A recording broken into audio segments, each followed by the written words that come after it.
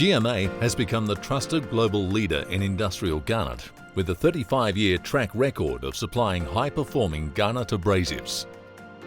Drawing on this experience, we will show you how optimizing blast performance can be as easy as ABC. In our previous series, we showed how selecting the right garnet abrasive and having the right blasting equipment can affect the overall efficiency of your blast operation. In this final video, we demonstrate how blasting technique can achieve optimal performance. Part C. Correct technique. The blaster needs to have a proper standoff distance, angle and consistent blast motion to attain optimal blast performance.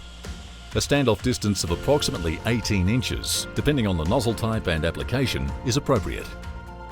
Standoff distance varies by circumstance and other blasting parameters. The nozzle should be angled between 55 degrees and 70 degrees to the substrate surface. Apply long, straight, uniform strokes for consistent blasting. Allow proper overlap in blasting per application. Check the blasted surface using a Test-X tape with a spring micrometer or an approved digital device to check if the blasted surface conforms to job specifications.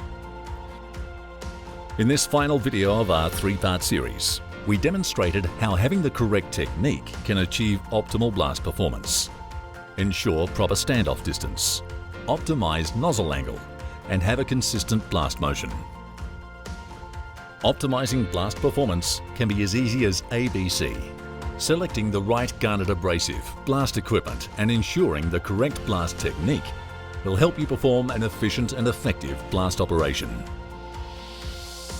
GMA. More than just garnet.